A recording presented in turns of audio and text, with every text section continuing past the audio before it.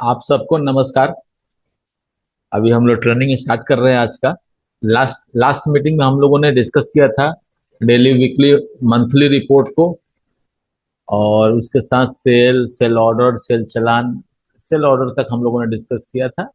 और सेल के सारे रिपोर्ट्स को हम लोग देखे थे। थोड़ा मैं उसको रिकैप कर देना चाहता हूँ आप लोगों को। यहाँ पे समझना है हम लोगों को, कुछ कुछ इंपॉर्टेंट पॉइंट समझने हैं। कल मैंने लास्ट मीटिंग में मैंने एक्सप्लेन किया था। यहाँ पे देखिए, ये सेल बिल है, और सेल बिल में यहाँ आपको क्या पॉइंट है जो डिस्कस हम लोग किए थे। ये प्रोडक्ट सेल हो रहा है, इस रेट पे सेल हो रहा है, ये क्वांटिटी है, ये अमाउंट है जिसका एडिशन करके ये अमाउंट आ रहा है। उसका टैक्स क्या लगा है, डिस्काउंट क्या लगा है। तो टैक्स डिस्काउंट घटाने के बाद उसको हम लोग अमाउंट माइनस डिस्काउंट बोलते हैं। डिस्काउंट घटा दिए, फिर ये टैक्स ऐड कर दिए तो वो नेट अमाउंट कहलाता है, ये ग्रॉस अमाउंट कहलाता है ना। तो ये पूरे प्रोजेक्ट में जब आप देखेंगे ना, तो आपको, जैसे कल हम लोग एक रिपोर्ट देख रहे थे, आपको ये सारे रिपोर्ट में आपको देखने को मिलेगा, इस तरह के वर्ड्स मिलेंगे आपको। और आपको ध्यान रखना पड़ेगा कि इस वर्ड्स का क्या मीनिंग है। अगर ये वर्ड का मीनिंग आप ध्यान रखते हैं तो आपको कोई भी रिपोर्ट देखने में दिक्कत नहीं होगा। अब यहाँ पे देख लीजिए, अब जैसे ये अमाउंट ले लीजिए, ये डिस्काउंट हो गया, ये टैक्स अमाउंट हो गया, है ना। ये कैश डिस्काउंट हो गया। कैश डिस्काउंट किसको हम लोग बोल रहे हैं, तो अब यहाँ देख सकते हैं आप, टैक्स डिस्काउंट हम लोग इसको बोल रहे हैं, कैश डिस्काउंट हम लोग इसको बोल रहे हैं, अदर एडजस्टमेंट फ्रेट वगैरह इसको बोल रहे हैं, एडिशनल एडजस्टमेंट अगर कुछ मिला हुआ तो ये है, और ये ग्रॉस अमाउंट है ना। और अमाउंट कौन सा है, तो ये वाला है। और नेट अमाउंट क्या है, तो amount minus discount plus tax minus scheme minus discount, सब करने के बाद जो अमाउंट बनता है वो नेट अमाउंट कहलाता है। जैसे अभी अगर इस प्रोडक्ट को ऊपर ले चलेंगे तो देखिए इसका नेट अमाउंट क्या है। नेट अमाउंट मल्टीपल फिगर में पॉइंट के बाद मल्टीपल जाता है, क्योंकि एक्यूरेसी चाहिए होता है उसको, है ना। तो ये फिगर है आपको। ये नेट रेट है। नेट रेट मतलब कि लैंडिंग कॉस्ट, जो आदमी खरीद रहा है, जिसको बेचा जा रहा है, उसको इतना रुपया पड़ रहा है एक कॉस्ट का, उस पर डिस्काउंट करके, टैक्स लगा के, स्कीम हटा के, सारा कुछ माइनस प्लस करने के बाद ही है। इस कैश डिस्काउंट और ये सब जो है वो एडिशनल चीज है, ये बिल के ऊपर है, प्रोडक्ट के ऊपर ये नहीं होता है।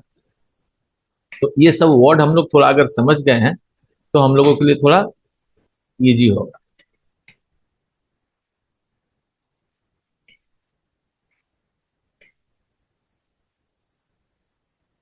ठीक है। तो अब हम लोग रिपोर्ट में आ जाते हैं। तो इस तरह से ये जितने भी रिपोर्ट हम लोग देखते हैं ना, सब रिपोर्ट में इसी तरह के पैटर्न है। और उसके बाद कल हम लोगों ने डिस्कस किया था, लास्ट मीटिंग में हम लोगों ने डिस्कस किया था कि रिपोर्ट के नेम से हम लोग समझ सकते हैं कि ये रिपोर्ट क्या है। जैसे सेल है, सेल में ऑल है, बिल वाइज है। अब यहाँ पे क्या है, फिर से मैं एक्सप्लेन कर रहा हूँ, सेल के अंदर, ऑल के अंदर बिल वाइज है ना। तो सेल रिपोर्ट देखेंगे, ऑल देखेंगे, और उसमें बिल का डिटेल देखेंगे। लेकिन यहीं पे जब प्रोडक्ट वाइज हो गया तो क्या हुआ, सेल के अंदर, ऑल के अंदर प्रोडक्ट वाइज हो गया। इसका मतलब हो गया, सेल का रिपोर्ट देखेंगे, उसमें ऑल रिपोर्ट देखेंगे, और उसके अंदर कौन कौन सा प्रोडक्ट बिके हैं तो प्रोडक्ट वाइज रिपोर्ट दिखेगा। यहाँ पे क्या, प्रोडक्ट वाइज पार्टी का बिल। तो प्रोडक्ट वाइज तो देखेंगे, लेकिन उसमें पार्टियों का बिल देखेंगे, एक प्रोडक्ट किस किस को बिका बिका है। तो रिपोर्ट को समझने के लिए, कौन इस रिपोर्ट में क्या इंफॉर्मेशन दिया जा रहा है, उसको समझने के लिए इस रिपोर्ट के नाम को पढ़ेंगे ना, तो इससे बहुत सारा चीज क्लियर हो जाएगा। जैसे अभी आपको मैं दिखाता हूँ, यहाँ पे देखिए, inventory, stock and account report. इसका मतलब क्या हुआ कि इसमें इन्वेंट्री, स्टॉक एंड अकाउंट्स का रिपोर्ट दिखाएगा। इसके नीचे वाला salesman, godown, multi branch and multi year reports. ये नाम से ही मालूम चल रहा है। अब हम लोग को समझना है इन्वेंट्री क्या है, स्टॉक क्या है, अकाउंट्स क्या है। तो ऑलरेडी हम लोग इन चीजों के ऊपर बात कर रहे हैं, ट्रेनिंग चल रही है हम लोगों की। तो ये रिपोर्ट को समझने से ही आपको मैक्सिमम चीजें समझ में आ जाएगी। कल हम लोग इस पे भी बात कर रहे थे। सेल्समैन वाइज रिपोर्ट में रोड चलान है, वैन लोडिंग है, सेल्समैन वाइज है। तो कल मैं सेल्समैन का नाम आपको दिखा नहीं पा रहा था। तो देखिए अभी ये क्या है, ये पर्टिकुलर बिल किस सेल्समैन को बना है, तो राम कुमार को बना हुआ है ना। मैंने आज 4 बिल बना दिया है, 4 बिल बना के, और उसको मैं एक रख दिया हूँ कि आप लोगों को दिखा देता हूँ कि कैसे कैसे कैसे सेल्समैन वाइज काम होता है। एक बार सेल्समैन का अलग से भी हम लोग पूरा ट्रेनिंग करेंगे, लेकिन अभी सेल्समैन वाइज कैसे काम होता है। तो अभी देख लीजिए, इन्वेंट्री में गए हम लोग, सेल्स में गए, सेल्समैन वाइज रिपोर्ट में रोड चालान देखना है हमें, मान लीजिए कि रोड चालान देखना है, वैन लोडिंग देखना है, सेल्स समरी देखना है। तो अब क्या है कि सेल्समैन का मतलब क्या हुआ। देखिए यहाँ पे दो तरह के रिपोर्टिंग आपको ऑलरेडी आगे डिस्कस होंगे, territory management management wise reporting और टेरिटरी हायरार्की वाइज रिपोर्टिंग और management hierarchy wise reporting. Territory hierarchy में आपको क्या मिलता है, तो स्टेट एरिया हेडक्वार्टर, एक स्टेट है उसके अंदर एरिया बढ़ता है, उसके अंदर जोन बढ़ता है, उसके अंदर हेडक्वार्टर बनता है, हेडक्वार्टर के अंदर पार्टियां रहती है, एरिया को ही जोन बोला जाता है। और उस पार्टियों का जो बिलिंग होता है वो सब आपको हेडक्वार्टर में आता है, फिर बहुत सारे हेडक्वार्टर मिलकर जोन बनते हैं, एरिया जिसको कहा जाता है, उसके बाद स्टेट का रिपोर्ट दिखता है। तो ये स्ट्रक्चर एक बार बन गया, ये स्ट्रक्चर कैसे लिंक होता है ऑलरेडी आप लोग देख चुके हैं इसको, फिर से मैं एक बार थोड़ा सा गाइड करूँ आप लोगों को। देखिए यहाँ पे हेडक्वार्टर लिंक हो गया पार्टी में, यहीं पे एमएसआर लिंक हो गया, तो हेडक्वार्टर लिंक हो गया, एमएसआर, एमएसआर क्या, मेडिकल सेल्स रिप्रेजेंटेटिव है, ये मेडिकल सेल्स रिप्रेजेंटेटिव हो गए, उसी के अंदर एरिया सेल्स मैनेजर हो गए, ये सब हायरार्की में बिल्ट हो गया आपका, है ना। तो अब यहाँ पे पॉइंट क्या हुआ कि ये हायरार्की बिल्ट हो गया और इसी के ग्राउंड पे पूरा रिपोर्टिंग का काम हो जाता है, बहुत सारे रिपोर्ट बनते हैं जो आगे हम लोग देखेंगे। सेल्समैन वाइज में कॉन्सेप्ट में क्या है, तो सेल्समैन वाइज कॉन्सेप्ट में देखिए यहाँ सिंपल है, आपको बिल बनाया आपने और ये बिल बना है, और इस बिल में जस्ट हमने सेलेक्ट कर दिया है कि किस सेल्समैन का है ना, और इसी के बेस पे पूरी रिपोर्टिंग बन जाएगी, इनका सेल रिपोर्ट, इनका कलेक्शन रिपोर्ट, इनका आउटस्टैंडिंग, इनका ड्यूज, इनके पार्टी, सब कुछ बन जाएगा। अब यहाँ पे देखिएगा, ये हम लोग बिल के अंदर इसको लिंक करते हैं, टेरिटरी हायरार्की और मैनेजमेंट हायरार्की को पार्टी के साथ लिंक करते हैं। तो टेरिटरी हायरार्की और मैनेजमेंट हायरार्की को जो पार्टी के साथ लिंक करते हैं, इसका मतलब हो गया कि टेरिटरी हायरार्की और मैनेजमेंट हायरार्की फिक्स हो गया पार्टियों के साथ, जिस पार्टी को जिस हेडक्वार्टर में डाल दिया जाएगा उस हेडक्वार्टर से उठ के दूसरे हेडक्वार्टर में नहीं जा सकता है। जिस पार्टी को किसी मेडिकल रिप्रेजेंटेटिव के अंदर में डाल दिया जाएगा, तो उस मेडिकल रिप्रेजेंटेटिव से निकल के वो दूसरे मेडिकल रिप्रेजेंटेटिव में नहीं जाएगा, क्योंकि टेरिटरी क्या है, एग्जाम्पल लेके पूर्णिया, भागलपुर, रांची, तो रांची एक हेडक्वार्टर है, अब उसके अंदर जो पार्टियां बिलिंग करती हैं, जो पार्टियां काम करती हैं, वो रांची में ही हमेशा रहेंगी, तो वो चेंज नहीं हो सकता है।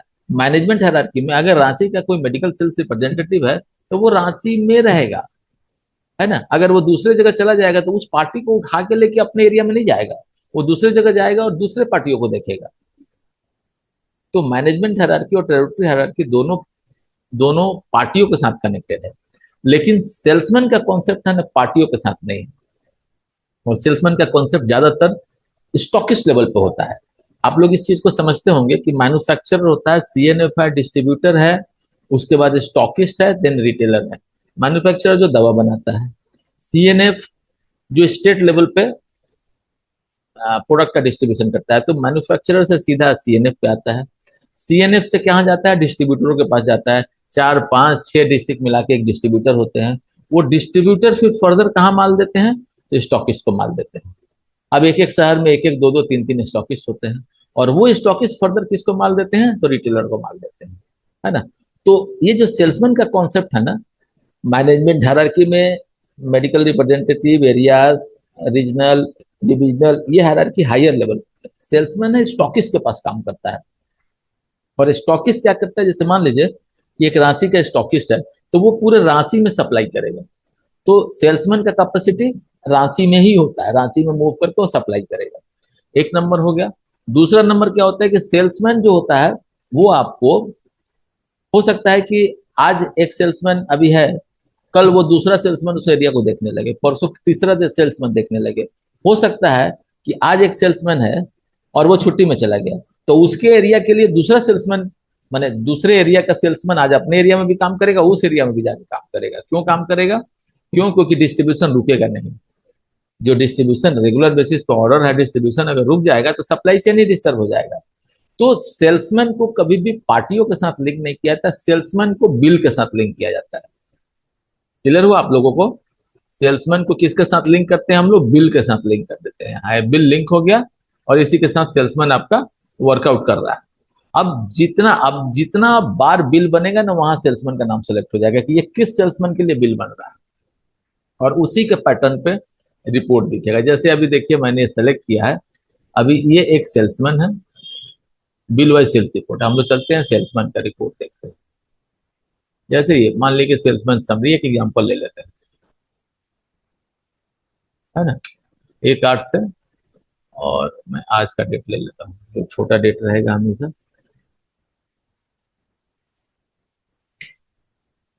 है ना। अब एक सेल्समैन, अगर मल्टीपल सेल्समैन होते तो यहाँ नाम आ जाता।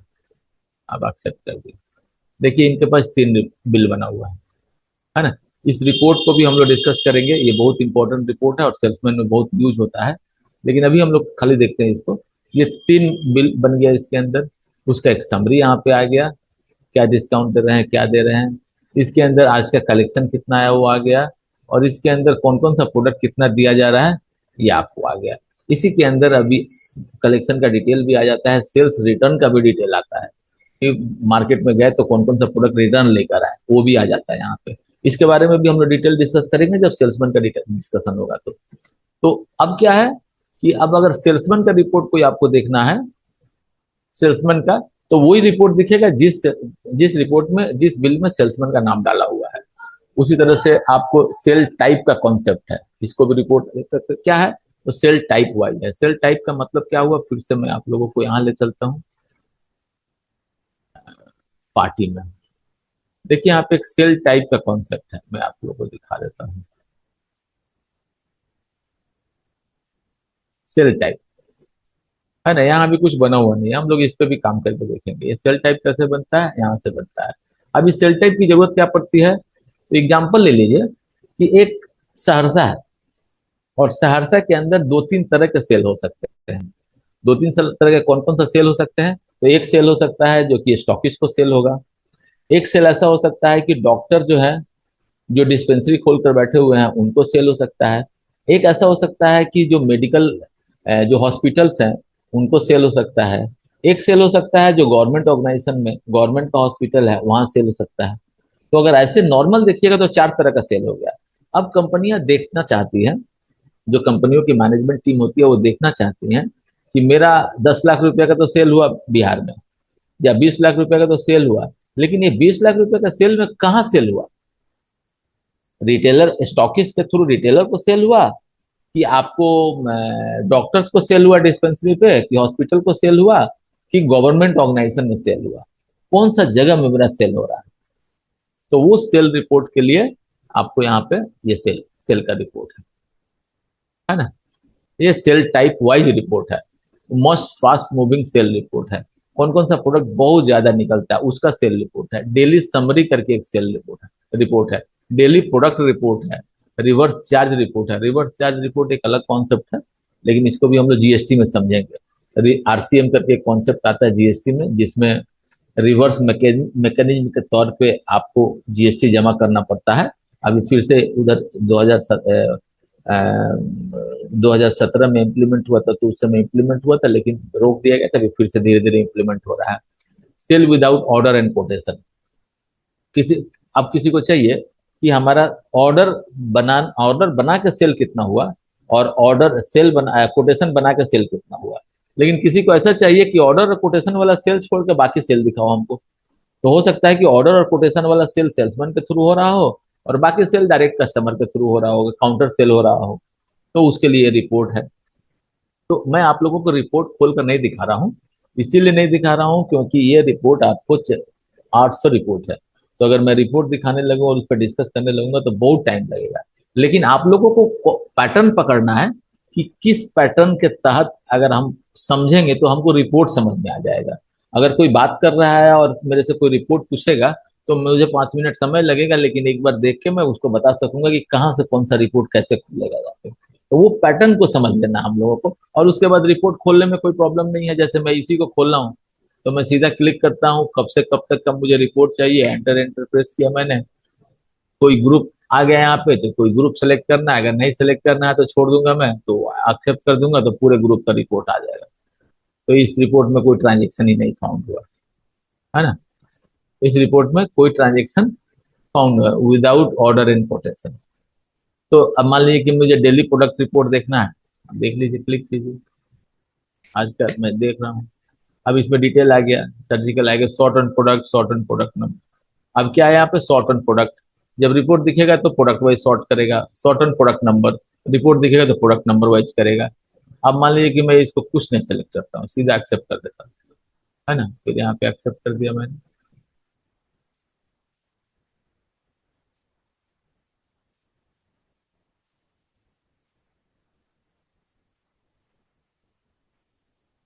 अब ये रिपोर्ट देख लीजिए, डेली है। अब कौन सा प्रोडक्ट बिका, कितना ओपनिंग क्वांटिटी था, रेट एवरेज कितना लगा है, ओपनिंग क्वांटिटी अमाउंट कितना हुआ, इन क्वांटिटी इन अमाउंट कितना, आउट क्वांटिटी, प्रोडक्ट वाइज है ये। प्रोडक्ट वाइज समझ रहे हैं ना आप लोग।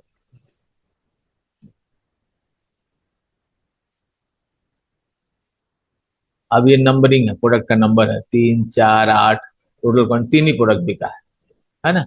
और ये तीन प्रोडक्ट बिका है और उसका तीन प्रोडक्ट है, 03 0 4 0, सॉरी डेट वाइज है, 03 का है। हम डेट डेट देख रहे हैं 1 से 31 तक, तो डे वाइज दिखा दिया। स्टाइल समझ रहे हैं ना। कोई रिपोर्ट किसी तरह से खुल रहा है, कोई दूसरे तरह से, तो प्रत्येक का अलग अलग मीनिंग है, प्रत्येक का अपना अलग अलग मैनेजमेंट कॉन्सेप्ट है, और उसके हिसाब से होता है। तो 03 0 4 0 8 है, मतलब 3 तारीख का, 4 तारीख और 8 तारीख का रिपोर्ट है। उसके बाद क्या यहाँ पे टोटल क्वांटिटी हो गया, टोटल क्वांटिटी होगा, टोटल अमाउंट हो गया, क्लोजिंग क्वांटिटी कितना बचा, क्लोजिंग अमाउंट कितना बचा। समझ रहे हैं। तो इस तरह से अगर किसी भी रिपोर्ट के नाम को देखेंगे ना, तो एक मोटा मोटी आइडिया मिल जाएगा कि क्या नाम है और क्या रिपोर्ट हो सकता है। और वैसे आप लोगों को जब आने आगे हम लोग बोलेंगे तो सिस्टम में इंस्टॉल करके देंगे, तो फिर वहां पे बैठ के एक दिन प्रैक्टिस कर लीजिएगा, तो बहुत सारी चीजें क्लियर हो जाएंगी। अब हम लोग आते हैं सेल ऑर्डर के ऊपर। मैं अब रिपोर्ट को एक्सप्लेन नहीं करूंगा, है ना। मैं जस्ट एक मीनिंग एक्सप्लेन कर रहा हूँ और आगे बढ़ूंगा, रिपोर्ट ओपन नहीं करूंगा, कोई कोई रिपोर्ट ओपन करूंगा। सेल ऑर्डर क्या है, तो सेल ऑर्डर है और एक बिल वाइज रिपोर्ट है। तो सेल ऑर्डर जो एंट्री होगा ना, उसका बिल वाइज रिपोर्ट है, उसका प्रोडक्ट वाइज रिपोर्ट है, उसका पेंडिंग रिपोर्ट है। पेंडिंग रिपोर्ट में क्या हुआ, मान लीजिए कि 10 ऑर्डर आया, और 10 ऑर्डर आया, हमने 4 ही सप्लाई किया, तो 6 पेंडिंग में दिखाएगा। ये बहुत इंपॉर्टेंट रिपोर्ट होता है जो ऑर्डर मैनेजमेंट पे काम करते हैं। अब वो पेंडिंग रिपोर्ट में प्रोडक्ट वाइज पेंडिंग चाहिए, प्रोडक्ट का समरी पेंडिंग चाहिए, पार्टी का समरी किसका किसका ऑर्डर पेंडिंग है, बिल कॉपी चाहिए, bill copy company group wise चाहिए, और party order and sale report चाहिए। अब इतना रिपोर्ट बनता है ना। उसी तरह से रिकॉन्सिलेशन में क्या है, ऑर्डर वर्सेस सेल है, कितने ऑर्डर आए कितना सेल हुआ, ऑर्डर वर्सेस सेल चलान है, कितना ऑर्डर आया और कितना का सेल चलान बना। बहुत सारे ऑर्गेनाइजेशन ऐसे होते हैं जो ऑर्डर से सेल, ऑर्डर लेते हैं और सीधा सेल कर देते हैं। और बहुत सारे ऑर्गेनाइजेशन होते हैं जो ऑर्डर लेते हैं, फिर सेल चलान बनाते हैं, और सेल चलान बनाने के बाद फिर सेल चलान को बिल में कन्वर्ट करते हैं। इस पूरे कॉन्सेप्ट पे वो काम करते रहते हैं। उसी तरह से सेल चलान है। अब चलान का बिल वाइज रिपोर्ट है। चलान में जो एंट्री हुआ, मान लो ऑर्डर से बिल में, चलान में कन्वर्ट हुआ, या सीधा चलान में एंट्री हुआ बाद में बिल में कन्वर्ट हुआ, तो बाद में बिल में कन्वर्ट हो गया, वो एक अलग इशू है। लेकिन चलान का हम डिटेल देखना चाहते हैं, कितना चलान बना भाई, उसका प्रोडक्ट वाइज क्या था, हेडक्वार्टर वाइज क्या था, सेल बिल वाइज क्या है, सेल प्रोडक्ट वाइज क्या है, वैन लोडिंग रिपोर्ट है, चलान का ही सारा चीज है ये। बाई चलान हेडक्वार्टर वाइज है, सेल चलान है, bill wise and product wise है ना। तो ये रिपोर्ट जो है, देखिए इस रिपोर्ट से ये रिपोर्ट थोड़ा मैच कर रहा है ना, बिल वाइज और प्रोडक्ट वाइज से। लेकिन इसमें कुछ रिपोर्ट का फॉर्मेटिंग अलग होगा। तो जो ऊपर मेन रिपोर्ट है वो सिंपल रिपोर्ट है, और मैंने सिंपल मतलब जो नॉर्मली चाहिए होता है, और जो नीचे रिपोर्ट है किसी किसी कस्टमर के ग्राउंड पे कस्टमाइजेशन किया हुआ रहता है। आप एग्जांपल ले लीजिए कि आप भी किसी कस्टमर के साथ काम करेंगे, बात करेंगे, और उस कस्टमर को चाहिए कि एक ये रिपोर्ट है, इसमें ये वाला थोड़ा मुझे को चेंज करके दे दीजिए, या ये वाले को एडिशन करके दे दी, तो चेंज करके तो किसी को जल्दी नहीं दिया जाता है, क्यों, क्योंकि ये प्रोडक्ट है, बहुत सारे लोग यूज करते हैं इसको। लेकिन अगर किसी को एक रिपोर्ट चाहिए और उस रिपोर्ट में माइनर चेंजेस है, तो एक नया रिपोर्ट बनाकर दे दिया जाता है। तो बहुत सारे इसमें से आपको 800 रिपोर्ट में से 100 150 ऐसे रिपोर्ट मिलेंगे जो एक दूसरे से बहुत मिलते जुलते हैं, लेकिन थोड़ा थोड़ा डिफरेंस है, जिसकी वजह से वो आइडेंटिकल हो जाते हैं। अब सेल्स आउटस्टैंडिंग है। सेल्स आउटस्टैंडिंग क्या है, मैं इस रिपोर्ट को खोल देता हूँ, आप लोग देख लीजिए। इसमें क्या है, तो जितना बिल बना उसके बाद से पेमेंट किसका कितना आया, जैसे एग्जांपल ले लीजिए। एग्जांपल ले लीजिए, दो तरह से पेमेंट आता है, दो तरह से पेमेंट आता है। एक पेमेंट बिल बनाए और वहीं पे कैश रिसिप्ट हो गया, तो जब कैश रिसिप्ट हो गया तो कहानी खत्म, वहीं पे पेमेंट हो गया। आउटस्टैंडिंग है कोई, कुछ बिल ऐसे होते हैं जो कि क्रेडिट में बनते हैं, शायद आप लोगों को ध्यान होगा जब मैं सेल एंट्री एक्सप्लेन कर रहा था आप लोगों को। मैं एक बार दिखा देता हूँ। यहाँ पे वो चीज है, क्रेडिट में बिल हो रहा है कि कैश में। अगर एक क्रेडिट में बिल हुआ तो ये चीज आ गया, अगर एक कैश में बिल होगा तो ये चीज पेड हो गया ऑलरेडी, है ना। तो क्रेडिट और कैश का कॉन्सेप्ट यहाँ पे आपको अप्लीकेबल हो गया, और यही क्रेडिट और कैश का कॉन्सेप्ट जो है आउटस्टैंडिंग में पूरा काम करता है ना। अब ये सेल्स आउटस्टैंडिंग का पूरा कॉन्सेप्ट है इसी में। अब सेल्स आउटस्टैंडिंग में क्या है, तो पार्टी वाइज है, हेडक्वार्टर वाइज है। अब ये दोनों पार्टियों में डिफरेंस क्या है, तो ये पार्टी वाइज इस तरह के स्क्रीन, इस तरह का रिपोर्ट खुलता है, ये ग्रिड ग्रिड बोलते हैं इसको, ग्रिड व्यू। और ये जो है ना क्रिस्टल रिपोर्ट बोलते हैं, जो कि पूरा एक प्रॉपर डिजाइन फॉर्मेट में खुलता है। तो ये सारे रिपोर्ट्स को मैं दिखा दूंगा। थोड़ा इस सिस्टम में इस पे फाइल्स नहीं है, इसलिए नहीं दिख रहा। आज मैं लाने के लिए सोचा था, लेकिन थोड़ा मैं व्यस्त रह गया तो नहीं ला पाया। तो मैं अगला कल का मैंने ट्रेनिंग में दिखा दूंगा, कल नहीं मंडे का ट्रेनिंग में दिखा दूंगा आपको। तो ये पार्टी है, party wise, headquarter wise, area wise report है ना। अब ये रिपोर्ट देखिए, इसमें क्या दिखा रहे हैं हम लोग, तो पार्टी और इनवॉइस नंबर, यहाँ पार्टी हो गया, उनका डिटेल इंफॉर्मेशन हो गया, यहाँ एक बिल उनका बाकी है, कितने रुपए का बाकी है, कितने दिन से बाकी है। 4/8 को बिल बना, अभी 8 हो रहा है, तो 4 दिन से बाकी है। अगर इसमें कुछ पार्ट पेमेंट आ जाएगा तो पार्ट पेमेंट, एक दूसरा भी बिल बाकी है, ये बाकी है, मैं यही डेट दिया हूँ, 1/8 से दिया हूँ, और दूसरा बाकी है, उसमें देखिए इतना रुपया बाकी है। अगर इसी में एक मनी सिर्फ काट दिया जाए और 2,000 रुपया पे कर दिया जाए, 2,000 पे करके बैलेंस दिखाएगा, इतना रुपया बाकी है। ये कितने दिन से बाकी है, तो नहीं, आज ही मैंने बिल बनाया है, तो अभी इसका ड्यू डेट 0 हुआ है, समझ रहे हैं ना। तो ये कॉन्सेप्ट पे अब इसी में रिमार्क्स है, कैसे बिल गया है, कुरियर डेट क्या है, सीरीज क्या है, चेक चेक और इसका कुछ एडवांस में चेक डिटेल लिया हुआ, वो सब डिटेल यहाँ पे आते रहता है। तो ये आउटस्टैंडिंग का रिपोर्ट, जितना भी रिपोर्ट है ना, सब इसी तरह से आउटस्टैंडिंग का रिपोर्ट है, अलग अलग स्टाइल में, अलग अलग कॉन्सेप्ट के हिसाब से सारे के सारे रिपोर्ट आपको यहाँ पे बने हुए हैं। अब हम लोग आते हैं कोटेशन में। कोटेशन का देख सकते हैं पार्टी वाइज ऑल और पेंडिंग, है ना। ऑल भी देख सकते हैं, पेंडिंग भी देख सकते हैं। ऑल मतलब टोटल कोटेशन कितना बना है वो दिखाइए, और कितने कोटेशन ऐसे हैं जो कि बिल में कन्वर्ट नहीं हुआ वो दिखाइए। प्रोडक्ट वाइज भी दिखा दीजिए। अब मान लीजिए 10 कोटेशन बना है, तो उसका बिल वाइज वो हो गया, और प्रोडक्ट वाइज क्या हो जाएगा, तो प्रोडक्ट वाइज प्रोडक्ट का नाम से आ जाएगा, और उसका भी पेंडिंग है और डिटेल है ना। अब हम लोग आते हैं परचेज में, ठीक है। तो कोटेशन तक क्लियर हो गया आप लोग को, परचेज में आते हैं। एक परचेज का रिपोर्ट मैं देख लेता हूँ, ऑल आप लोगों को थोड़ा क्लियर होगा। अभी ड्यूरेशन में शायद परचेज हो नहीं, 1-2 परचेज है, ठीक है। अब देखिए परचेज का डिटेल में क्या है, तो ये बिल नंबर है, डेट है, इनवॉइस नंबर है, इनवॉइस डेट है, कंपनी है, ग्रॉस कितना है, इनवॉइस अमाउंट कितना है, कैश कितना है, एमआरपी वैल्यू कितना है, और परचेज अकाउंट कितना है, परचेज रिटर्न कितना है। परचेज अकाउंट में आया है और परचेज रिटर्न। परचेज अकाउंट किसको बोलते हैं, आप ये समझ रहे हैं ना आप लोग। ग्रॉस वैल्यू इतने का है, परचेज अमाउंट इतने का है। अब इसको थोड़ा सा एक बार केवल आप लोग समझ लीजिए। देखिए ये एक बिल वैल्यू है, किसी भी एंट्री में जो अकाउंटिंग में जाता है, किसी भी एंट्री की बात कर रहा हूँ, एक बिल वैल्यू है। ये जो अमाउंट है ना, ये अमाउंट किसको जा रहा है, तो इस पार्टी को जा रहा है। ये जो अमाउंट है ना, ये अमाउंट किसको जा रहा है, तो सेल्स अकाउंट को जा रहा है। ये अमाउंट है वो टैक्स अकाउंट को जा रहा है। ये डिस्काउंट को जाएगा, ये कैश डिस्काउंट को जाएगा, ये फ्रेट को जाएगा, ये अदर एडजस्टमेंट को जाएगा। इसी में एक राउंड ऑफ भी होता है। तो सबके अलग अलग अकाउंट है, एक एंट्री करते हैं ना हम लोग, तो सारे अकाउंट में ऑटोमेटिकली ये चला जाता है, ये मूव कर जाता है, ठीक है ना। तो थोड़ा सा आप लोगों को समझना ये है कि यहाँ पे ग्रॉस है, परचेज अकाउंट क्या है। तो परचेज अकाउंट में quantity into rate minus discount वाला फिगर आया। ग्रॉस में क्या है, quantity into rate minus discount plus tax, उसके बाद minus cash discount minus adjustment minus other adjustment minus plus round of, मिला के ग्रॉस होता है, ठीक है। तो ये पेबल अमाउंट हुआ, इसी पे बिल वैल्यू, लेकिन ये सब प्रोडक्ट का वैल्यू। ये बिल वैल्यू है और ये प्रोडक्ट का वैल्यू है। क्यों ऐसा करते हैं हम लोग, तो आप लोगों को मैंने जब टैक्स एक्सप्लेन किया था तो बताया था उस समय कि गवर्नमेंट, हम लोगों के प्रत्येक बिजनेस क्लास जो होते हैं उनके बिजनेस में हिस्सेदारी होती है गवर्नमेंट की।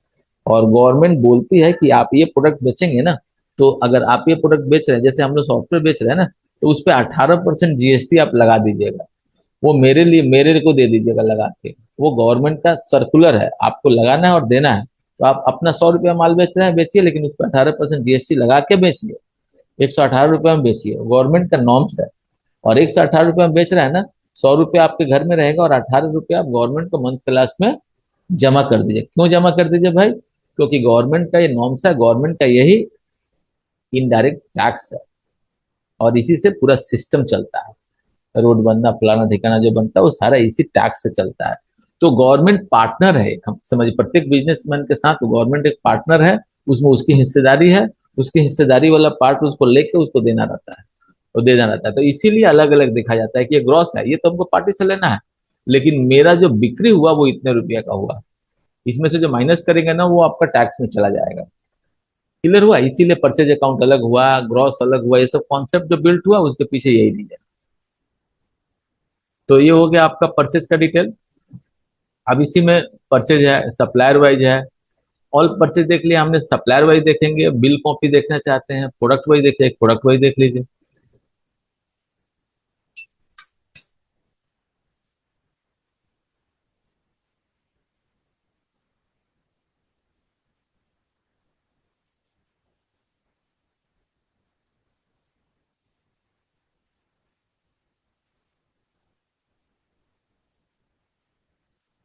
ये मैंने ब्लैंक करके मार दिया, थोड़ा बड़ा मार दिया। देखिए ये क्या है, प्रोडक्ट वाइज कंपनी का नाम आ गया, उस कंपनी का कितना प्रोडक्ट है और उसका कितना क्वांटिटी हमने सेल किया, उसका अमाउंट क्या हुआ, उसके बाद उसका नेट सेल क्या हुआ, है ना।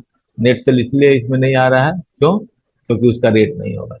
ऑन अमाउंट क्या है ना, ये सारे डिटेल यहाँ पे आपको दिखाते चलेगा। बहुत सारा फिगर होगा, देख रहे हैं ना आप लोग? ये सब अलग अलग टैक्स वाइज फिगर दिखा दिया, ये देख रहे हैं ना? यहाँ पे फिर टोटल नेट सेल हो गया, ऐसे करके पूरा टैक्स वाइज फिगर आपको दे दिया ये, है ना। तो अब डिपेंड करता है कि किसको किस चीज की जरूरत रहती है, वो हम लोगों को बताना रहता है। तो ये परचेज का सारा रिपोर्ट हो गया। परचेज में ऑर्डर है, उसका रिपोर्ट हो गया, उसमें भी ऑर्डर वर्सेस चालान है, जनरेट नंबर ऑफ कॉपी है, मतलब अलग अलग तरह के रिपोर्ट्स है। अब ये देखने की चीज है, और जब हम लोग फील्ड में काम करेंगे तो कस्टमर के साथ बैठ के बात करेंगे तो कौन सा रिपोर्ट कैसा चाहिए उनको, उस समय डिस्कशन होता चला जाता है और हम लोग गाइड करते हैं। उसके अलावा परचेज चालान का रिपोर्ट है, सेम सेल्स वाले पैटर्न पे हम लोग आ गए। परचेज आउटस्टैंडिंग का रिपोर्ट है ना, क्योंकि परचेज भी आउटस्टैंडिंग हो सकता है। सेल्स आउटस्टैंडिंग हुआ जो जो लेना है हम लोगों को, और परचेज आउटस्टैंडिंग होगा जो हम लोगों को देना है, तो उसका भी रिपोर्ट मेंटेन करना रहता है। उसके अलावा क्रेडिट नोट का रिपोर्ट है। क्रेडिट नोट क्या है, तो जो माल हम बेचे हैं उसके बाद जो लौट के आता है वो क्रेडिट नोट में एंट्री होता है।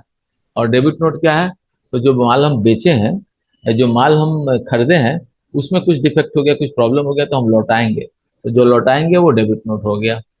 रिप्लेसमेंट के बारे में हम लोग ऑलरेडी डिस्कस किए, और इतने सारे रिप्लेसमेंट के रिपोर्ट्स बने हुए हैं। क्यों? क्योंकि बहुत सारी ऑर्गेनाइजेशन, बहुत सारे बिजनेस क्लास क्रेडिट नोट और डेबिट नोट का काम करने की जगह पे वो रिप्लेसमेंट इन और आउट काम करके और माल का लेन देन कर देती हैं। नहीं तो क्रेडिट नोट बनाओ तो फिर उसका टैक्स का हिसाब होगा, डेबिट नोट बनाओ फिर उसका हिसाब होगा, वो पूरा एक टैक्स का कैलकुलेशन वो भी एंगेज हो जाता है। इसीलिए माल को ले देकर लेके काम कर देते हैं, तो उसका पूरा रिपोर्ट बना हुआ है। इसके अलावा प्रोडक्शन कन्वर्सन का रिपोर्ट है। प्रोडक्शन कन्वर्सन क्या है, जो मैंने आपको बताया था कि 50 केजी का एक बैग आएगा आटे का और उसमें से कन्वर्ट होकर 2-2 केजी का बनेगा, तो उसका एक रिपोर्ट है। प्राइस लिस्ट यहाँ से आप निकाल सकते हैं, लेटेस्ट प्राइस लिस्ट निकाल सकते हैं, बैच वाइज भी प्राइस लिस्ट बदलता है। अभी एक बैच है आज है, उसका 10 रुपये एमआरपी है, तो उसका प्राइस अलग अलग रहेगा परचेज सेल। कल वही एमआरपी 12 रुपये में आ जाएगा, कल वही प्रोडक्ट 14 रुपये में आ सकता है, तो एमआरपी भी वैरी करता है। डंप डंप लिस्ट क्या है, तो बहुत सारे ऐसे प्रोडक्ट हैं जो कि नहीं बिक रहे हैं पिछले 3 महीना से, हमारे यहाँ स्टॉक में पड़े हुए हैं, तो उसका रिपोर्ट हम देखेंगे यहाँ से तो दिख सकता है। उसके अलावा ब्लॉक प्रोडक्ट क्या है, तो जैसे मैंने दिखाया था आप लोगों को प्रोडक्ट में कि कुछ कुछ प्रोडक्ट ऐसे हैं जिसको हम ब्लॉक कर देंगे तो हमारे स्टॉक में रहेंगे लेकिन बिकेंगे नहीं, वो ब्लॉक प्रोडक्ट है। शॉर्टलिस्ट क्या है, तो शॉर्टलिस्ट है मिनिमम और मैक्सिमम के ग्राउंड पे।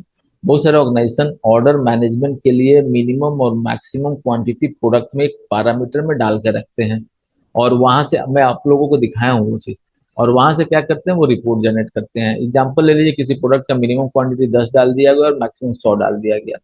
अब वो 30 क्वांटिटी है तो ऑर्डर में नहीं आएगा, लेकिन अगर वो 10 क्वांटिटी हो गया या 9 हो गया तो वो तुरंत ऑर्डर में आ जाएगा। तो 9 क्वांटिटी, मान लीजिए आज 20 क्वांटिटी था, 11 पीस बिक गया तो 9 हो गया। तो जब 9 क्वांटिटी हो गया तो ऑटोमेटिकली रीऑर्डर लेवल में वो चला आएगा।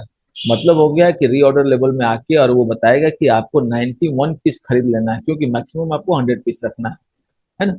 तो उस तरह का रीऑर्डर बन जाता है, जिससे ऑर्डर देना लोगों को इजी हो जाता है, बिजनेस क्लास को। ब्रेकेज एक्सपायरी का कॉन्सेप्ट है। अब ब्रेकेज एक्सपायरी का कॉन्सेप्ट क्या है, इसको थोड़ा सा डिटेल हम लोग समझते हैं।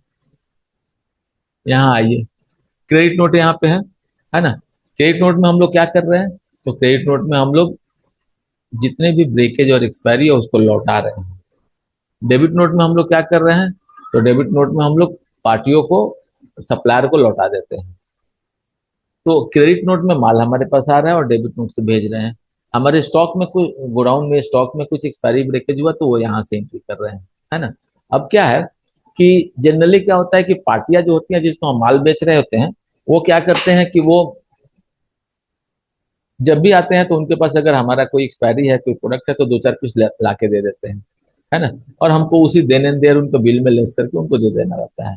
लेकिन जब हम लोग सप्लायर को भेजते हैं, तो हम लोग सप्लायर को अगर एक दो पीस भेजेंगे तो मुश्किल हो जाएगा, उसका उतना किराया ही लग जाएगा। तो हम लोग को क्या करना रहता है ना, कि हम लोग अपने दुकान पे जो बिजनेस क्लास लोग हैं उनके दुकान में क्या करते हैं कि एक कार्टून रखते हैं साइड में, और जितना भी एक्सपायरी प्रोडक्ट आ रहा है सब उसी में डालते जाते हैं, है ना। और जब एक बार हो जाता है तो उसको क्या करते हैं, छटनी करते हैं, छटनी करके उसको रिटर्न टू सप्लायर कर देते हैं। तो अब ये क्या होता है ना कि वो आपको पड़ा हुआ उसमें, ये क्या बोलते हैं, कार्टून में। अब उसको छटनी करके उसका प्रॉपर हिसाब लगाना एक मुश्किल काम हो जाता है। और ये कौन करते हैं, तो सेल्स के, मैंने जो वहां पे जो शॉप में काम करते रहते हैं वो लोग करते हैं। तो वो कभी कभी क्या करते हैं ना, कुछ प्रोडक्ट का बनाए, कुछ का नहीं बनाया, फेंक फांक दिए, शादी हो गया सर। तो अब वहां पे जो ऑनर है वो तो देखने नहीं जाएंगे। तो वो जो एक्सपायरी प्रोडक्ट को वो प्रॉपर डेबिट नोट नहीं बनाए और प्रॉपर हिसाब किताब करके नहीं रखे, इसके वजह से ऑर्गेनाइजेशन को नुकसान होता है। अगर मान लीजिए कि 1 करोड़ का बिजनेस होता है और 1% भी डेबिट नोट क्रेडिट नोट का अगर ट्रांजेक्शन हो गया, 1% मतलब 1 लाख रुपए का हो गया। और अगर 1 लाख रुपए का माल हमारे पास लौट के आ गया और हम उस माल को किसी को भेज नहीं रहे हैं, किसी को भेजने का मतलब हो गया कि हम अपने सप्लायर को भेज नहीं रहे, या भेजने में हम थोड़ा सा आपको दिक्कत कर रहे हैं। तो वैसा कंडीशन में दिक्कत कर रहे हैं, या मान लीजिए कि 1 लाख रुपए का हमारे पास माल आया, और 1 लाख रुपए का माल आया हमारे पास लौट के, और हम उसको 50,000 का ही सप्लायर को लौटा पाए, 50,000 मेरा यहाँ पे गड़बड़ हो गया। इसका मतलब क्या हुआ कि 50,000 रुपये का मेरा नेट नुकसान। अगर मैं उसको ठीक ठाक से हिसाब करके रखता और रख के अगर मैं सप्लायर को भेजता, तो 50,000 रुपये का मेरा क्रेडिट नोट आ जाता। तो वो 50,000 रुपये का क्रेडिट नोट नहीं बना, क्यों नहीं बना, क्यों, क्योंकि मेरे पास ब्रेकेज एक्सपायरी का प्रॉपर रिकॉन्सिलेशन नहीं है। तो ब्रेकेज एक्सपायरी का रिकॉन्सिलेशन नहीं होने की वजह से हम हिसाब मेंटेन नहीं कर पाए। तो जो हमारे सेल्स के लोग हैं, जो ऑफिस में जो जो उनके दुकान में जो लोग काम कर रहे हैं, वो जितना हिसाब बना के दिए उतना ही पे भी डेबिट नोट का काम हो गया। लेकिन अगर समझिए कि एक बिजनेसमैन के पास ये ऑप्शन रहे कि वो यहाँ से बैठ के, जैसे मैं अभी निकाल रहा हूँ, थोड़ा सा लंबा डाटा मैं दे दिया, मैं निकाल रहा हूँ, तो अगर यहाँ पे मैं निकालता हूँ और यहाँ पे दिखा दे कि आपने इतना क्रेडिट नोट कि इतना माल लौटाया है, लोगों ने लौटाया आपको, आपके पास है, और देखिए इतना माल आप सप्लायर को लौटा चुके हैं, और इतना माल आपके पास बचा हुआ होना चाहिए। और वो प्रिंट आउट निकाल के मैं अगर अगर मान के चलिए कि जो जो दुकान में लोग काम करते हैं उनको अगर दिया जाए कि भाई इतना माल इसमें पड़ा हुआ है, निकालिए। अब वो निकालेंगे, तो अगर नॉर्मली उनको कह दिया जाए केवल कि डेबिट नोट बना दीजिए, तो हो सकता है कि 1 लाख का प्रोडक्ट को 60, 70, 50 हजार बना के छोड़ देंगे। लेकिन अगर उनको हिसाब मिला के अगर प्रॉपर अगर दे दिया जाए कि लीजिए इससे मिला दीजिए, वैसा कंडीशन में वो 90 हजार 95 हजार तक का मिलाएंगे। क्यों, क्योंकि उनको मालूम है कि मालिक अभी बैठ के देखेगा इस चीज को कि भाई इतना इतना इतना प्रोडक्ट कहाँ है, निकालिए, क्योंकि यहाँ पे तो डलाया है, सब रिटर्न में आया है। तो ये जो ब्रेकेज एक्सपायरी का रिकॉन्सिलेशन है ना, ये बहुत शानदार रिकॉन्सिलेशन है। और इससे आप समझिए कि 1% के आसपास प्रॉफिटेबिलिटी, एक स्टॉकिस्ट का, डिस्ट्रीब्यूटर का 1% के आसपास प्रॉफिटेबिलिटी इससे बढ़ता है। मेरे से थोड़ा गलती हो गया, मैं पूरा फाइनेंशियल का डेट दे दिया हूँ, है ना। इसकी वजह से लंबा समय ले रहा है। मैं इसको बंद, हाँ आ गया, चलिए आ गया है ना। अब देखिए क्या है, तो ब्रेकेज एक्सपायरी का रिकॉन्सिलेशन हो रहा है। किस चीज का रिकॉन्सिलेशन, ब्रेकेज एक्सपायरी का।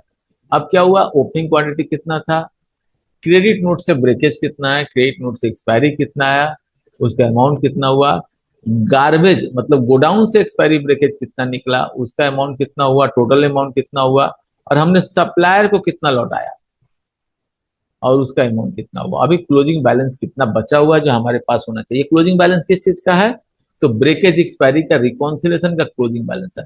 आप लोग समझ रहे हैं ना, कितना शानदार वर्क है कि एक पर्टिकुलर बिजनेसमैन को हम लोग सजेस्ट कर रहे हैं कि आप ब्रेकेज एक्सपायरी का रिकॉन्सिलेशन भी मेंटेन करिए और उससे आप अपने प्रॉफिटेबिलिटी को इनहांस कीजिए। एक सॉफ्टवेयर का कॉस्ट कितना मेंटेनेंस लगता है, 2,000, 3,000, 4,000, 5,000 लगता है।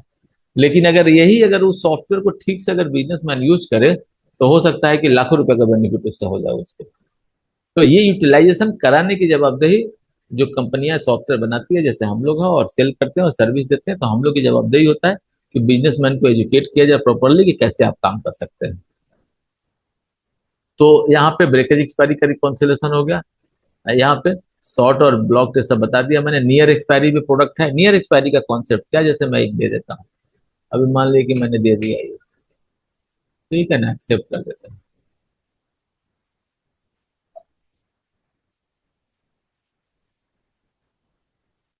अब देखिए ये क्या है, ये प्रोडक्ट नियर एक्सपायरी है।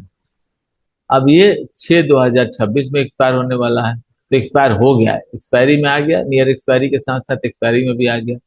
अब ये सब देखिए प्रोडक्ट एक्सपायर होने वाले हैं, तो हम लोगों ने डेट थोड़ा गलत दे दिया। एक मिनट के लिए फिर से मैं आप लोगों को नियर एक्सपायरी का दिखाता हूँ। नियर एक्सपायरी हम लोगों को 1/4 से नहीं देखना है, नियर एक्सपायरी हम लोगों को 1/8 से देखना होगा ना, क्योंकि हम नियर एक्सपायरी देखना चाहते हैं। अगले साल का देख लीजिए, 3 महीने का देख लीजिए। अब इसको हम लोग एक्सेप्ट कर देते हैं।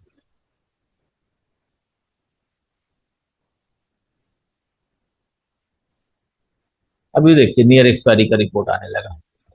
अभी देखिए एक प्रोडक्ट 60 पीस हमारे पास पड़ा हुआ है, फरवरी 2027 का है। ये हमारे पास एक पीस पड़ा हुआ है और अगले ही महीने एक्सपायर होने वाला है। तो अब क्या है कि अगर हम यहाँ से रिपोर्ट निकाल लेंगे तो हम जितना जल्दी से जल्दी होगा इस माल को निकालना पड़ेगा। नहीं निकालेंगे तो फिर डेबिट नोट में जाएगा, रिटर्न टू सप्लायर में जाएगा, और रिटर्न टू सप्लायर में अगर ये जाएगा तब हमारे लिए क्या होगा, मुश्किल होगा। फिर माल पैसा फंसेगा, उसको भेजेंगे, फिर वो देखेगा, इवेलुएट करेगा, फिर उसका डेबिट डेबिट नोट बनाएगा, तो एक लंबा प्रोसेस में चला गया और नुकसान भी हुआ। और यहाँ से देख के और जो जो प्रोडक्ट नजदीक में एक्सपायर होने वाला है उसको टारगेट करके आदमी, अच्छे अच्छे डॉक्टर जो लिखते हैं उनको वहां पे माल सप्लाई करके और सेल में निकाल निकाल दिया आदमी। तो नियर एक्सपायरी का रिपोर्ट आपको यहाँ पे इस तरह से हेल्प करता है। एलआर रिपोर्ट है। एलआर रिपोर्ट का मतलब क्या हुआ कि जब माल किसी को सेल करना रहता है तो ट्रांसपोर्ट से चाहे बैंक से बिल्टी के थ्रू दिया जाता है। तो जिस ट्रांसपोर्ट से दिया गया वो एक बिल्टी नंबर देता है, वो बिल्टी नंबर हम लोग डाल देते हैं, लोरी नंबर जिसको बोलते हैं डाल देंगे, तो इस रिपोर्ट में वो दिखता है वो चीज, है ना। उसी तरह से स्टॉक का रिपोर्ट में आ जाइए।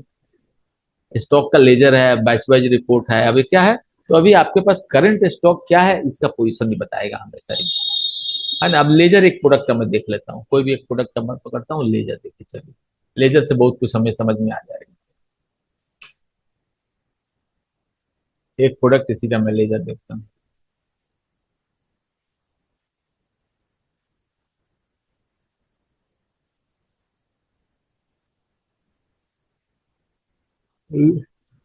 लेजर वर्ड आप लोग समझ रहे हैं ना कि लेजर वर्ड का मीनिंग क्या होता है।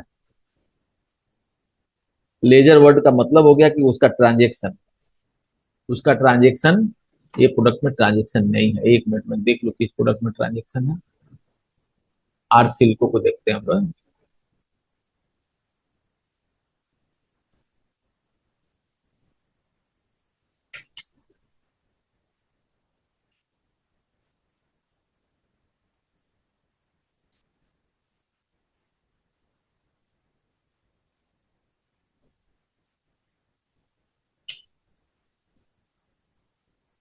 मान लीजिए मैं दो प्रोडक्ट को ले लेता हूँ।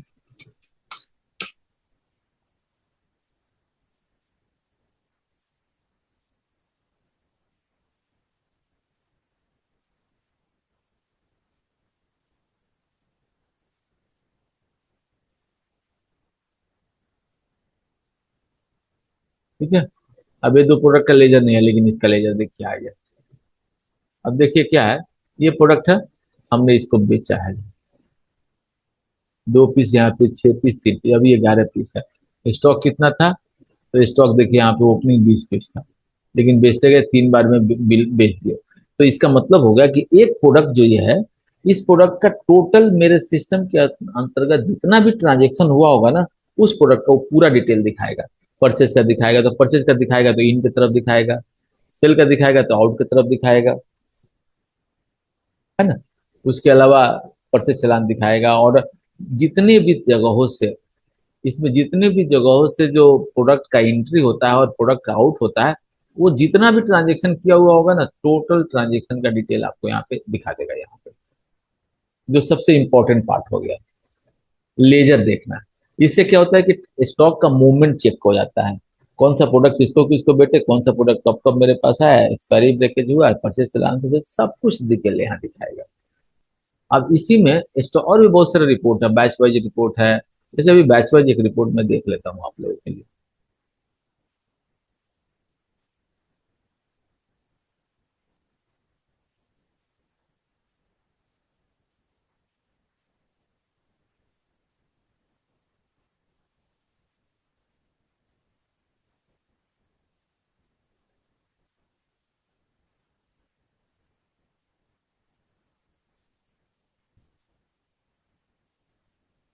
देखिए ये यहाँ पे प्रोडक्ट का नेम हो गया, ग्रुप हो गया, उसका बैच हो गया, उसका एक्सपायरी डेट हो गया, मैन्युफैक्चरिंग डेट हो गया, कितना क्वांटिटी अभी स्टॉक में हमारे पास है, उसका एमआरपी है।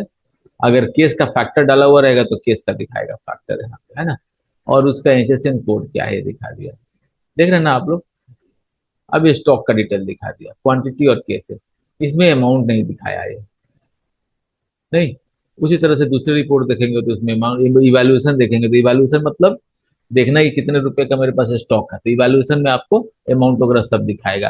रैक वाइज दिखाएगा। रैक वाइज का कॉन्सेप्ट मैंने आप लोगों को एक्सप्लेन किया था, याद होगा आप लोगों को, कि प्रोडक्ट के अंदर एक एक फार्मास्यूटिकल बिजनेस में, रिटेल बिजनेस में एक बहुत बड़ा चैलेंज क्या होता है ना, कि जो मेडिसिन का दुकान होता है, तो मेडिसिन के दुकान में कहाँ पे स्टॉक रखा हुआ है, वो देखिएगा रैक बना के छोटा छोटा रखते हैं वो लोग। और रैक का नंबरिंग करके रखते हैं, क्योंकि कोई भी नया आदमी अगर स्टाफ आएगा ना, तो वो देख ही नहीं, पकड़ ही नहीं पाएगा। देखिए रैक पकड़ ही नहीं पाएगा, वो प्रोडक्ट को जानकारी ही नहीं होगा कि कौन दवा कहाँ रखा हुआ है। तो अगर रैक मेंटेन हो गया और सिस्टम मेंटेन हो गया, तो उससे उन लोगों को क्या फायदा होता है, तो उन लोगों से फायदा होता है कि जस्ट सिस्टम, मान ली उसको नहीं मालूम चला, सिस्टम पे आया, प्रोडक्ट का नाम डाला और रैक देख लिया कहाँ पे पड़ा हुआ है, भाई ये प्रोडक्ट तो यहाँ पे पड़ा हुआ है, वहां पे उस रैक पे पहुंचा और माल निकाल के दे दिया, है ना। तो ये रैक का एक अलग कॉन्सेप्ट हुआ। और उस रैक वाइज भी रिपोर्ट आपको दिख सकता है कि कौन कौन सा रैक में मेरा कहाँ क्या क्या स्टॉक लगा हुआ है, रखा हुआ है ना। उसी तरह से बैंक रिपोर्ट, बहुत सारी चीजें रिपोर्ट्स है यहाँ पे। अब जो जो रिक्वायरमेंट के हिसाब से हम लोग करेंगे। सेल्स एंड स्टॉक स्टेटमेंट है। अब मैं इसको एक चीज आप लोगों को देखता हूँ, कोई एक कंपनी वाइज रिपोर्ट में आपको दिखाता हूँ। देखिए सेल्स एंड स्टॉक स्टेटमेंट बहुत इंपॉर्टेंट है, नाम से ही मालूम चल रहा है, स्टॉक का भी डिटेल है, सेल्स का भी डिटेल होगा, स्टॉक माइनस प्लस का भी डिटेल होगा, है ना। मैं एक कंपनी का स्टॉक पकड़ता हूँ, आप लोगों को डिटेल लेता हूँ, है ना। और कोई एक कंपनी अवार्ड का ले लेता हूँ।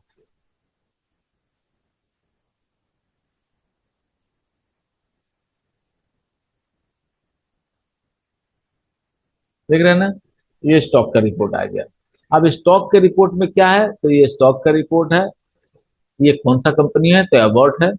और उसका प्रोडक्ट सारा है, पैकिंग है, ओपनिंग क्वांटिटी कितना था देखिए, है ना। परचेज चालान से कुछ आया क्या, नहीं आया। परचेज से आया क्या, तो 100 पीस परचेज से आया। उसका अमाउंट कितना हुआ, इतना अमाउंट हुआ। स्टॉकिंग से हुआ क्या, रिप्लेसमेंट, जितने भी तरह के ट्रांजेक्शन है ना, सब डिटेल दिखाएगा। फिर सेल का आ गया, यहाँ पे टोटल आ गया, सेल का दिखाएगा। सेल वाला सेक्शन में पैकिंग का पहले दिखा रहा है, फिर सेल का दिखा रहा है, सेल हुआ क्या, है ना, देख रहा है ना। और लास्ट में हम जाएंगे तो देखेंगे कि वहाँ क्लोजिंग स्टॉक हुआ। ये डिटेल जिसको रिपोर्ट बोलते हैं, यहाँ वर्ड देखिए डिटेल है। लेकिन इसी रिपोर्ट को जो है ना, अगर हम लोग कंपनी वाइज को समरी भी देख सकते हैं, एवॉर्ड का ही हम देखते हैं समरी, ग्रुप समरी भी है, समरी। वर्ड से समझ में आ जाने, अगर आ गया ना, तो हम लोगों को इजी हो जाएगा, फिर किसी रिपोर्ट को पकड़ना हम लोगों के लिए बाएं हाथ का खेल हो जाएगा।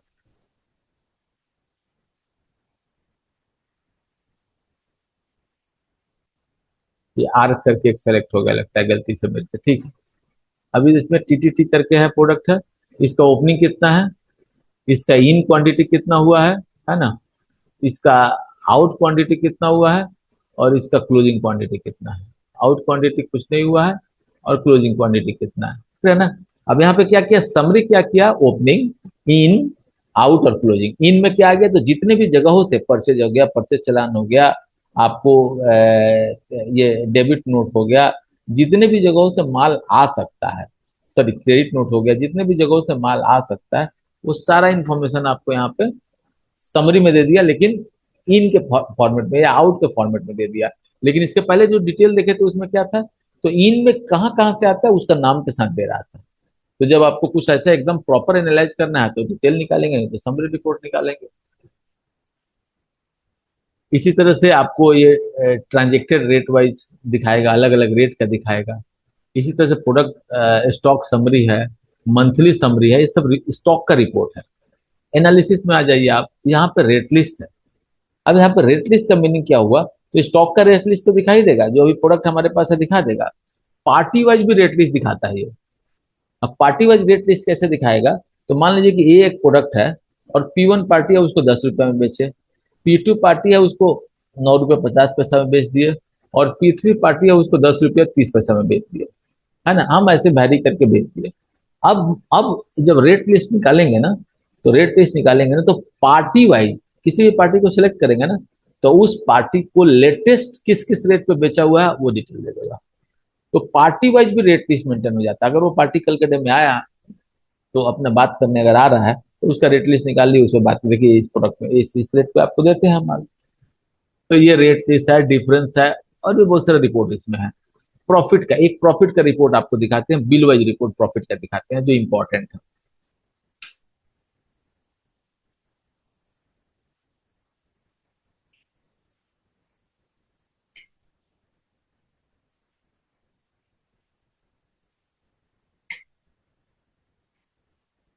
है ना। सारा डाटा है जो अब जिस डाटा पे देखना चाहते हैं, अभी हम नेट रेट पे देखना चाहते हैं, एक्सेप्ट कर दीजिए। हम ये दोनों को छोड़ देंगे ना तो पूरा ले लेता है। देखिए आगे, अब देखिए इसमें क्या फिगर है। एक बिल बना है सहरसा पार्टी के नाम से, ग्रॉस फिगर है इसमें दिया हुआ है ना। और उसके बाद इसका सेल्स वैल्यू कितना है। सेल्स वैल्यू क्या है, ये ग्रॉस वैल्यू है। सेल्स वैल्यू क्या बोलते हैं इसको, तो सेल्स वैल्यू बोलते हैं जो कि सेल हुआ, quantity into rate minus discount. Cost value क्या हुआ, तो ये प्रोडक्ट जो बेचे उसका खरीद कितना रुपए पड़ा था। टैक्स वैल्यू क्या हुआ, तो सेल के अंदर जो टैक्स लगाए थे वो वैल्यू हो गया। नेट सेल क्या हुआ, तो ये हुआ इसका नेट सेल, तो सेल का ये देखिए सेल वैल्यू ये हुआ नेट सेल। क्यों टैक्स को अलग करते हैं, क्योंकि टैक्स हम लोगों का नहीं है। टैक्स एक बिजनेस क्लास का नहीं है, जिसको हमने सॉफ्टवेयर दिया उसका टैक्स नहीं है, टैक्स गवर्नमेंट का है, जमा करना रहता है। नेट सेल मार्जिन कैसे निकल गया, तो 18% का, 13% का मार्जिन, इसमें इतना परसेंट का मार्जिन। मार्जिन अमाउंट कितना हुआ, और सेल्स एग्जीक्यूटिव का नाम, कौन सा सेल किया था। देख रहे हैं ना, ये 3 बिल बना है, इसमें मार्जिन अमाउंट 987 रुपया है और परसेंटेज 31% है। देख रहे हैं आप लोग। इसी तरह से एनालिसिस का प्रॉफिट रिपोर्ट में आपको बिल वाइज है, प्रोडक्ट वाइज है, पार्टी वाइज है, आपको कंपनी वाइज है, ग्रुप वाइज है, सारा डिटेल की तरह से इसमें रिपोर्ट है ना। लॉस का भी एक रिपोर्ट लिखा हुआ है। कभी कभी ऐसा होता है कि गलती से भी या पर्पसफुली भी कभी कभी आदमी किसी प्रोडक्ट को नुकसान में भी बेचता है, तो एक लॉस का रिपोर्ट भी देख सकता है कि पूरे साल में चाहे पूरे महीने में मैं कौन कौन सा प्रोडक्ट का कितना रुपए का नुकसान में बेचा हूँ। पार्टी प्रोडक्ट बाय इनवॉइस है, group wise cell purchase report है, पार्टी का लेजर है। ये एक रिपोर्ट मैं आप लोगों को दिखाता हूँ, जैसे या आदर्श मेडिको का मैं दिखा रहा हूँ। ये क्या है रिपोर्ट समझिए, लेजर है। इसका लेजर है तो पार्टी का भी प्रोडक्ट का लेजर देखिए हम लोग। लेजर मतलब कि जहां जहां से ट्रांजेक्शन हुआ ना सारा डिटेल उसका होना चाहिए। अब ये पार्टी है, इसका ओपनिंग बैलेंस जब शुरू हुआ 1/4 तो जीरो था। हम लोगों ने एक उसको सेल किया 609 रुपये का, ऐसे करके 4 सेल किया, टोटल अमाउंट हो गया 1731 रुपया। देख रहे हैं ना, एक सेल किया इतना, दूसरा सेल किया तो उसका बैलेंस डेबिट में इतना रुपया होगा, ऐड होता चला जा रहा है। फिर उसने एक पैसा दिया 50 रुपया, तो ये घट गया। फिर एक सेल किया हमने, बढ़ गया। फिर एक ट्रांसफर आउट से सेल हो गया, वो बढ़ गया। फिर उसने एक पैसा दिया तो वो पैसा घट गया। फिर 2 ठो सेल हुआ, घट गया। और फिर एक ही बार आके वो 10,000 रुपये दे दिया, तो उसका क्रेडिट में आ गया फिगर है। समझ रहे हैं ना। ये हम लोगों का डाला हुआ डाटा है ट्रायल के बेसिस पर। नहीं तो ऐसे कोई 10,000 20,000 रुपया बिना सेल का नहीं देने वाला है। तो ये 10,000 रुपया हमने जस्ट एंट्री मार दिया था, तो ये देखिए क्रेडिट में आ गया। समझ रहे हैं ना? तो ये इसको क्या बोलते हैं? तो ये लेजर हो गया। किसका लेजर हो गया? तो ये लेजर हो गया एक पार्टी का। उस पार्टी के साथ जितने भी तरह के ट्रांजेक्शन हो गए, अगर इसमें हम लोग क्रेडिट नोट काटेंगे तो वो भी आ जाएगा, इसमें हम लोग जनरल मारेंगे वो भी आ जाएगा। सारा मतलब जितना भी अकाउंटिंग ट्रांजेक्शन उस पार्टी के साथ हुआ सारा आएगा, और उसका क्लोजिंग बैलेंस बताएगा कि उससे हमको कितना लेना है या उसको हमें कितना देना है। तो ये एनालिसिस में आ गए। कलेक्शन रिपोर्ट है, इसमें बहुत सारे तरह से रिपोर्ट है। कलेक्शन रिपोर्ट क्या है? तो जो पेमेंट आया उसका रिपोर्ट है। मैं एक 1/8 से, तो नहीं लगता है कि डाटा होगा। आया डाटा है। अभी देखिए कलेक्शन रिपोर्ट, ये कलेक्शन आया हुआ है ना? तो ये कलेक्शन आया हुआ है और उसका एडजस्टमेंट भी कहीं कहीं हुआ हुआ है। तो ये पूरा डिटेल दिखा रहा है। क्या दिखा रहा है? किस पार्टी मनी से कौन सा नंबर, अमाउंट क्या है, किस तरह से पे किया, डीडी चेक अगर है तो किस बिल में उसको एडजस्ट किया गया। ये पूरा डिटेल आपको यहाँ तक दिखा दिया, टोटल डिटेल दिखा दिया आपको। तो ये मोबाइल नंबर वगैरह सब कुछ दिखा दिया। क्लियर हुआ ना ये? तो ये कलेक्शन रिपोर्ट हुआ आपका। उसके बाद ग्राफिक्स का ग्राफिकल रिपोर्ट है, उसको भी हम लोग डिस्कस करेंगे। लिस्टिंग क्या है? तो जितने भी मास्टर हम लोग बना रहे हैं ना, सबका लिस्टिंग इसमें डाला हुआ है ना? जैसे अभी प्रोडक्ट का लिस्ट, अगर मान लीजिए मैं ऑल प्रोडक्ट देखना चाहता हूँ, तो जितना भी प्रोडक्ट है ना उसका लिस्ट दिखा देगा। समझ रहे हैं ना आप लोग? अब ये प्रोडक्ट हो गया, उसका पैकिंग, सारा इन्फॉर्मेशन है। जितना इन्फॉर्मेशन एक प्रोडक्ट में होना चाहिए वो सारा इन्फॉर्मेशन यहाँ पे दिया हुआ है। तो प्रोडक्ट का लिस्टिंग हो गया। तो जितने भी मास्टर बनते हैं वो सारे मास्टर यहाँ पे इंफॉर्मेशन में आ जाते हैं। उसी तरह से रैक का लिस्ट देखना चाहते हैं कि किस रैक में हम कौन सा माल रखते हैं, वहां से भी आ जाएगा। यूजर लॉग रिपोर्ट है। यूजर लॉग रिपोर्ट का कॉन्सेप्ट अब समय खत्म हो गया, बस 2 मिनट में मैं फिनिश करता हूँ। यूजर लॉग रिपोर्ट का मीनिंग क्या है? तो यूजर लॉग रिपोर्ट है कि इस सॉफ्टवेयर में, जैसे मैंने आप लोगों को शुरू में बताया था कि अगर प्रोपराइटर अपने दुकान पर नहीं बैठते हैं तो वो, उनके पास एक यूजर नेम पासवर्ड है जिसमें सारी चीजें दिखा रही है। लेकिन वो चाहें तो एक अलग से यूजर नेम पासवर्ड बना देंगे और उसमें एक फिक्स कर देंगे कि यही 10 चीज दिखानी चाहिए। तो अगर अपने ऑपरेटर को वो राइट दे देंगे, वही यूजर नेम पासवर्ड देंगे, तो वो ओपन करेगा, उतना ही चीज उसमें देख सकता है, उसके अलावा कोई चीज वो देख नहीं सकता है। तो अब वो कब कब क्या क्या चीज देखा है और क्या क्या क्या खोला है, उसका एक लॉग रिपोर्ट यहाँ बनता है, और वो लॉग रिपोर्ट से वो अपना काम कर सकता है। कुछ एडिशनल रिपोर्ट्स हैं यहाँ पे। तो ये लॉग रिपोर्ट के बारे में फिर से अभी एक बार हम लोग और डिस्कस करेंगे, कैसे लॉग, कैसे यूजर बनता है। एक दिन मैंने दिखाया था आप लोग को शुरू में एंट्री सेक्शन में, लेकिन आप यहाँ से भी देख सकते हैं, एक बार देखिए। देखिए यूजर क्रिएशन है, क्रिएट होता है, और यूजर क्रिएट हो जाएगा, उसका लॉग रिपोर्ट बन के चला जाएगा। और अभी ये भी, इसका भी लॉग रिपोर्ट बन रहा है, हम लोग जो काम कर रहे हैं इसका भी लॉग रिपोर्ट बन रहा है आपको, है ना? उसके बाद जीएसटी के कुछ रिपोर्ट्स हैं। कल हम लोग जीएसटी के रिपोर्ट समझते हैं, और अकाउंट्स के रिपोर्ट बहुत सारे हैं। कैश बुक, बैंक बुक, ये देखिए अकाउंट लेजर में ये सारे रिपोर्ट्स हैं। फाइनल अकाउंट है, ट्रायल प्रॉफिट अकाउंट स्पेशल में बहुत सारे रिपोर्ट्स हैं। बैंकिंग के रिपोर्ट्स हैं। और यहाँ भी फेवरेट और फ्रिक्वेंट मेन्यू है। अगर आप किसी रिपोर्ट को, जैसे मैं मान लीजिए कि इस रिपोर्ट को, ये पार्टी का लेजर है, मैं इसको फेवरेट कर देता हूँ, ऐड टू फेवरेट, ठीक है, फेवरेट में आ गया। फ्रीक्वेंट मेन्यू जितना हम ओपन कर रहे हैं फ्रीक्वेंट मेन्यू में आ रहा है ना? बाय डिफॉल्ट कितना दिखाता है? तो 10 दिखाता है, यहाँ पे देखिए। क्लियर हुआ आप लोगों को? तो आज हम लोग इतना फिनिश किया है, जीएसटी रिपोर्ट और अकाउंट से कल स्टडी करके, और फिर हम लोग मूव करेंगे नेक्स्ट सेक्शन में, गोडाउन वाई और सेल्समैन वाइज रिपोर्ट को स्टडी करने के लिए। Thank you. और जो वीडियो आप लोगों को मिला है, वो जो पुराना जितना भी ट्रेनिंग हुआ उसको भी एक बार रिकैप कर लीजिएगा आप लोग, क्योंकि हम लोग 3-4 दिन की ट्रेनिंग के बाद अब सेल्स पे फोकस करेंगे कि कैसे सेल्स में चीजें आगे बढ़ सकती हैं, कैसे सेल्स के लोगों के साथ हम लोग कनेक्ट होंगे, कैसे कस्टमर से कनेक्ट होंगे, बात उन सब चीजों पे हम लोग स्टार्ट करेंगे। थैंक यू आप लोगों को। Good night.